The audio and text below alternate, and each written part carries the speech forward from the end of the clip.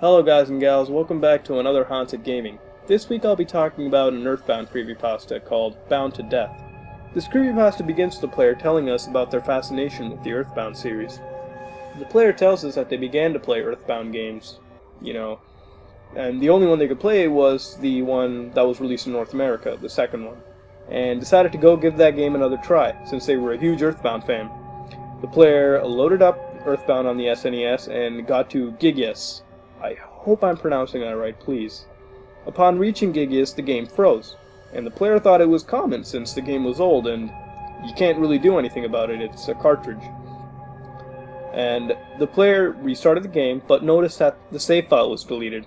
The player was disappointed and then proceeded to go to the flea market, count the cliches, believe me, just count the cliches, and went to the flea market to purchase another copy of Earthbound.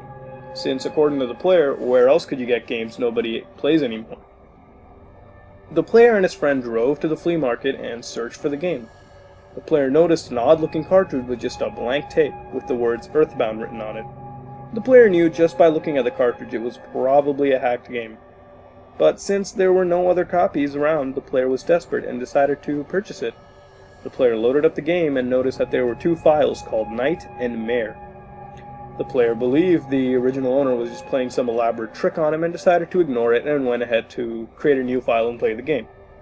The game played normally and actually was very smooth and appeared to have nothing wrong with it. The game played normally until the player reached the Titanic Ant. During the Titanic Ant battle, the Titanic Ant appeared all bloody and sad, and the only actions it could perform were to cower in fear and cry blood. The player defeated the ant, and instead of watching it disintegrate, the ant fell to the ground and withered. This was, however, only the beginning. The player then reached Giant Step. It was all bloody, and the grass was burned.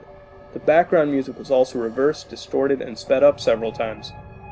Every time the player tried to turn on the volume, the music only got louder and louder. There were bloodstained bones, surrounded by guts, all over the floors of Lilliput Steps. There was also raining blood. Eventually, Ness entered Magicant, and the music became more and more distorted. Ness's pajamas were also soaked in blood as well. Everyone in Magicant were now skeletons covered in blood, and every time the player spoke to them, all they could say was, "Help me, please." Eventually, the player reached Ness's nightmare and went into battle. Ness's nightmare sprite looked normal except for the fact that it was covered in, guess what, blood.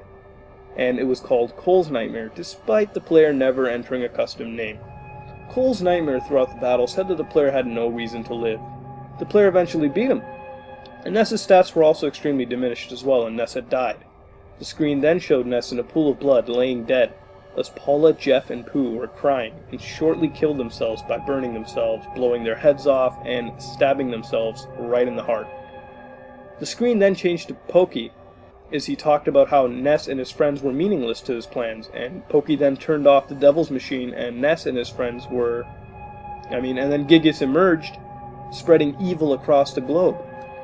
Gigius finally used one more move, called PSI Nightmare, and the SNES turned off as soon as this move was used, and the TV broke. The player lost all interest in Earthbound after that, and went off to play other Nintendo games like Pokemon. The player was still very curious and went on to find some answers. So the player went back to the flea market and tried asking who would sell this game to them. The player got no answers and proceeded to go home and sleep since it was late and the player was tired. The player had a nightmare later, and in the nightmare, the player was in the same Magicant that Ness was in the game. And in the dream, the player encountered Cole's Nightmare, and Cole's Nightmare said that the player belonged to him. And after all this, the player never played Earthbound again, and still to this day has the nightmares. And in the nightmares, the player encounters a humanoid figure that slowly walks towards them, and stares the player right in the face, with empty eye sockets dripping with blood, as the figure softly speaks, "Help me, Cole." Alright, how many cliches did all you guys and gals count? I assume it's somewhere in the high hundreds, if lower. That does not make any sense. Seriously though, I mean, you can't just take ideas from like other creepypastas and just apply them to your own. Especially when you don't even execute them right. I mean, how many times did we count the word blood? A ton of times, okay? Like, blood was so overused.